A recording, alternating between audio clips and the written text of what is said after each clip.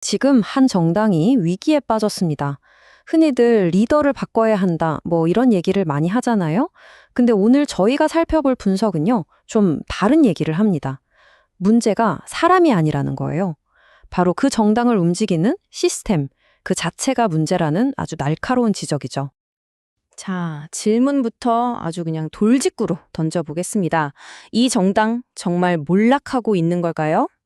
많은 분들이 그런 것 같은데 라고 생각하실 수도 있어요. 근데요, 이 분석은 단호하게 아니 라고 말합니다. 지금 벌어지는 현상은 몰락이 아니라는 거죠. 네, 바로 이겁니다. 몰락이 아니라 시스템 붕괴. 그러니까 정당을 굴러가게 만드는 그 내부의 운영체제, OS가 완전히 망가져 버렸다는 뜻이에요. 비유하자면 뭐랄까, 최신형 컴퓨터 사양은 좋은데 안에 심각한 바이러스가 걸려서 아무것도 못하는 그런 상태인 거죠. 자, 그럼 좀 더 깊이 한번 들어가 볼까요? 도대체 이 정당 내부에서 무슨 일이 벌어지고 있는 건지 그 진단 내용부터 자세히 살펴보겠습니다.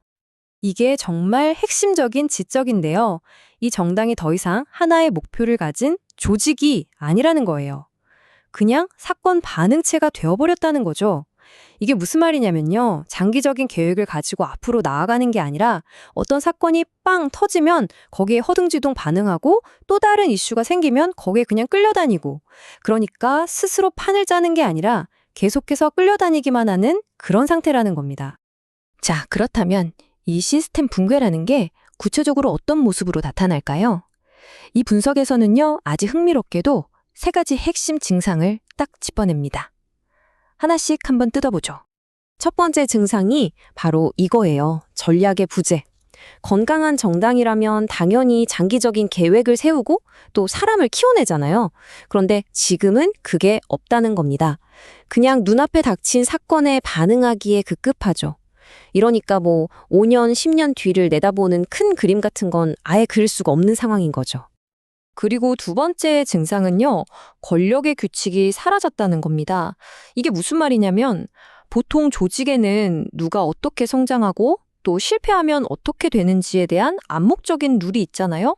그런데 그게 완전히 없어져 버린 거예요. 그러다 보니까 너도 나도 지금 기회 못 잡으면 끝이다. 이런 생각에 사로잡혀서 내부 경쟁이, 이건 건전한 경쟁이 아니라 서로를 파괴하는 싸움이 되어버리는 거죠. 마지막 세 번째 증상.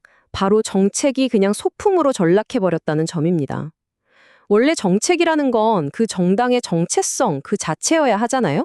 그런데 평소에는 인물이나 가십, 논란으로 시간을 보내다가 선거 때만 되면 갑자기 짠! 하고 정책을 꺼내드는 거예요. 이러니 유권자들 입장에서는 아니 그래서 이 당이 뭘 하겠다는 건지 도무지 알 수가 없는 거죠. 자, 진단은 이렇게 나왔습니다. 그럼 처방은 뭘까요?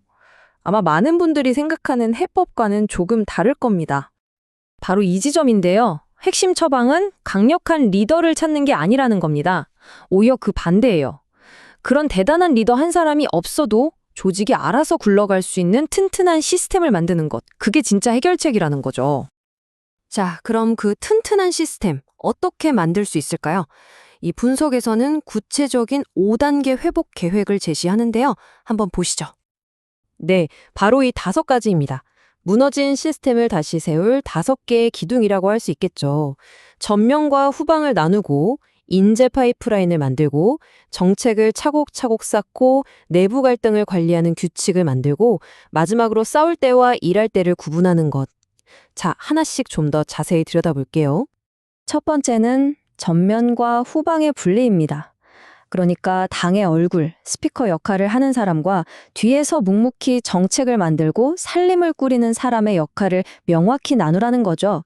지금은 당대표 한 사람이 이 모든 걸 다 하려다 보니까 금방 지치고 소모되어 버리는 거예요. 이게 분리되어야만 특정 리더 한 명에게 모든 걸 의존하는 구조에서 벗어날 수 있습니다.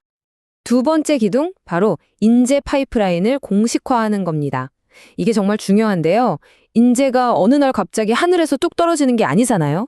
이 그림처럼 정책 전문가 풀에서 시작해서 당직도 맡아보고 지역 현장에서도 검증을 거친 다음에야 비로소 전면에 나설 수 있는 그런 예측 가능한 성장 경로를 만들어줘야 한다는 겁니다. 그래야 사람들이 여기서 열심히 하면 나도 성장할 수 있구나 하는 희망을 갖게 되겠죠. 세 번째는 정책 축적 시스템입니다.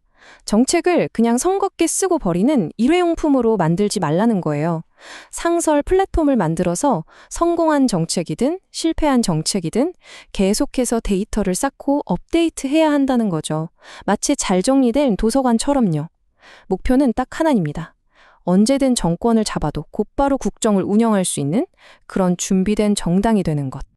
네 번째는 갈등 관리 규칙을 만드는 겁니다. 어느 조직이든 갈등이 없을 순 없죠. 중요한 건 그 갈등이 파괴적인 싸움으로 번지지 않게 막는 룰입니다. 내부 비판은 어디까지 가능한지, 경쟁에서 진 사람은 어떻게 되는지, 이런 명확한 규칙이 있어야 건전한 경쟁이 가능해지는 거죠. 이게 없으면 그냥 진흙탕 싸움이 될 뿐입니다. 그리고 마지막 다섯 번째, 전투 모드와 운영 모드를 분리하는 겁니다. 이게 뭐냐면 야당으로서 정부를 비판하고 싸워야 할 때가 있죠. 그게 전투 모드입니다. 하지만 때로는 대안을 제시하고 정책을 만들고 국민들을 설득해야 할 때도 있잖아요. 그게 바로 운영 모드고요. 지금 문제는 항상 전투 모드로만 있으려고 한다는 겁니다. 그러니 맨날 싸움만 하는 정당이라는 이미지를 벗어나기가 힘든 거죠. 자, 그럼 이 모든 진단과 처방을 종합해 봤을 때 이 정당의 미래 과연 어떻게 될까요? 회복이 가능하기는 한 걸까요? 이 분석은 굉장히 균형 잡힌 전망을 내놓습니다.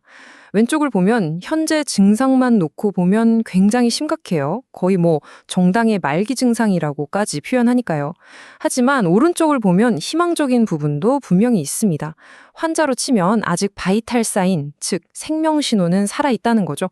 강력한 지지 기반이나 숨어있는 인재들, 그리고 보수 정당에 대한 꾸준한 수요, 이런 것들이 아직 남아있다는 겁니다. 그래서 오늘 분석을 통해 우리가 기억해야 할 가장 중요한 메시지는 바로 이것입니다. 지금 이 위기는 이념의 위기가 아니라는 거예요. 이건 운영 시스템의 붕괴, 즉 기계가 고장난 문제라는 겁니다. 그러니까 사람을 탓하기 전에 그 기계부터 고쳐야 한다는 거죠. 구조를 먼저 세워야 한다는 겁니다. 이렇게 되면 마지막에 이런 질문이 남게 됩니다.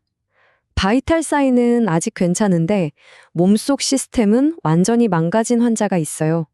과연 이 환자가 외부의 의사, 즉 강력한 리더 없이 스스로의 의지만으로 이 엄청난 대수술을 해낼 수 있을까요? 이 질문에 대한 답은 아마 여러분 각자의 생각에 달려 있을 것 같습니다.